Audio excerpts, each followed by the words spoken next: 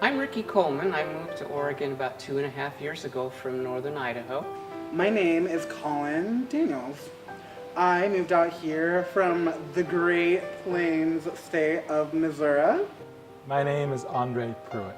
I'm born in Portland. I've been in Portland most of my life. I'd heard about the Q Center, and on one of my visits before moving here, I knew it was a place I wanted to come. When I first came to the Q Center, there's a Friday night group for male to female transgender, and that was my first stop here, and I knew I would meet like-minded people there, and I learned a lot. I first came to the Q Center 2 days after I moved here. It was for the LGBT disability group.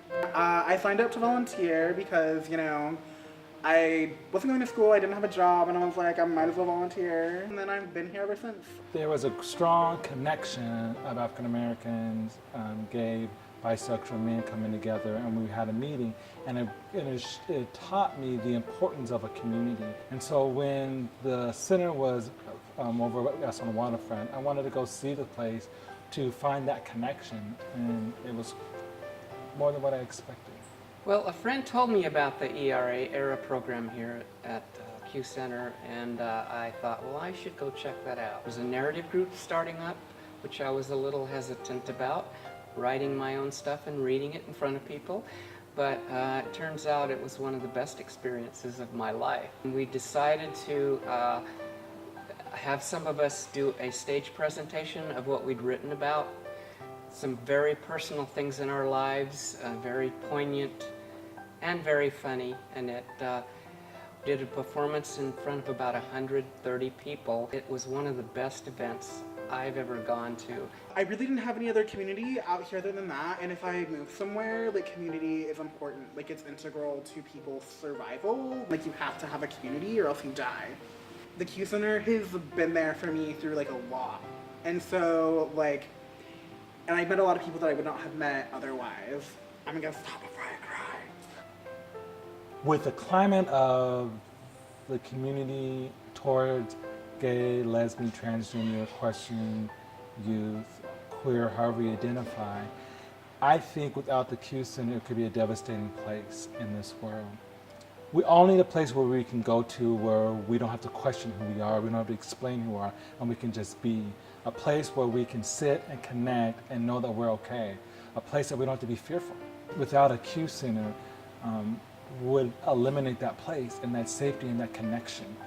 And that place where people can grow and explore what it means to be for them, how they identify, instead of it being identified by other people through the negative stuff that happens.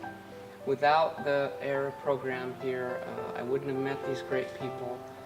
I wouldn't have experienced the Q Center programs that I have. I'd perhaps be walking around downtown Portland looking for friendships. I would be lost without Q Center and the ERA program, actually. We are so fortunate to to live in a city that has a community center. Kansas City had a community center and then it shut down. I remember the feeling of, as a young queer person, having that privilege taken away from me. If it's a place that provides safety, there's the amount of money that comes in to provide safety is uncountable. I think it's dramatically important that we support this center because people's lives depend upon it. I think we need to donate to the center because it provides a place where people can come and connect. When will we ever find the area where everybody can come together because we didn't have the money? We couldn't support it financially. This is our center because it belongs to us to make sure that places like this exist so safety happens, so unity happens, so growth happens, so people can develop who and how they want to be, not based on what people say, but for themselves, and find that safety. So yeah, it's important to donate to the center. It's our responsibility to make sure this lasts.